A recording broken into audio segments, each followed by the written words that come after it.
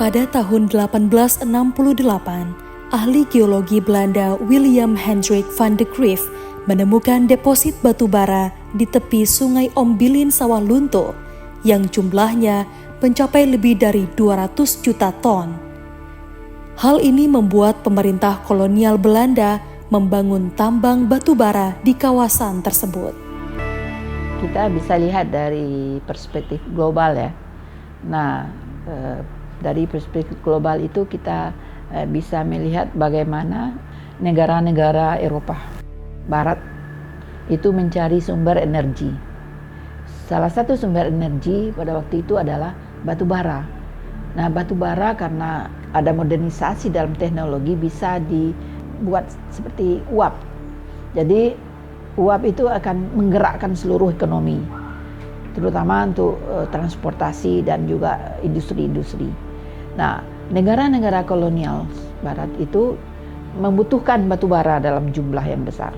Di Sawah Lunto sebenarnya deposit batu bara itu luar biasa besar, dan karena itu dikirimlah seorang insinyur muda William de Grief itu untuk menelusuri, melakukan eksplorasi di sepanjang Sungai Ombilin itu. Sebagai upaya untuk mendukung pekerjaan pertambangan di Sawah Lunto, pemerintah Hindia Belanda mengambil para narapidana yang ada di Nusantara sebagai pekerja. Para narapidana yang disebut dengan orang rantai ini dibawa menggunakan kapal laut dari pelabuhan Tanjung Perak, kemudian diturunkan di pelabuhan Emma Haven atau yang sekarang bernama Pelabuhan Teluk Bayur. Mereka kemudian diangkut dengan kereta api ke pusat pertambangan di Sawah Lunto.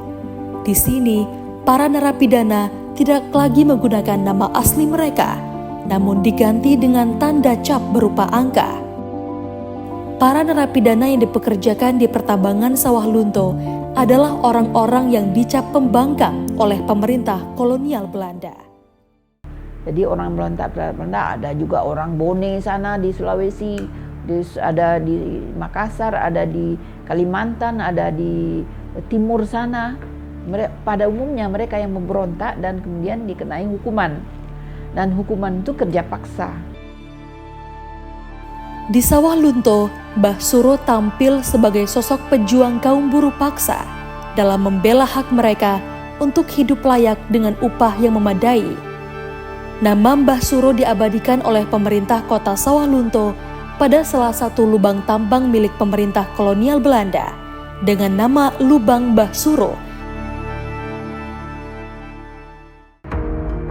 Perkembangan Sawah Lunto sebagai kota tambang juga melahirkan akulturasi budaya yang kuat. Hadirnya pekerja tambang dari berbagai daerah di Nusantara melahirkan sebuah bahasa baru yang dapat dipahami bersama dalam interaksi sosial yang disebut dengan bahasa Tansi.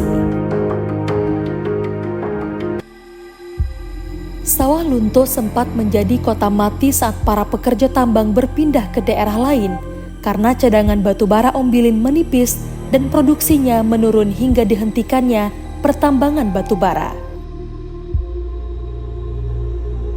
Sawah Lunto kembali bangkit di bawah pemerintahan Wali Kota Amran Nur yang menjabat pada periode 2003 hingga 2013.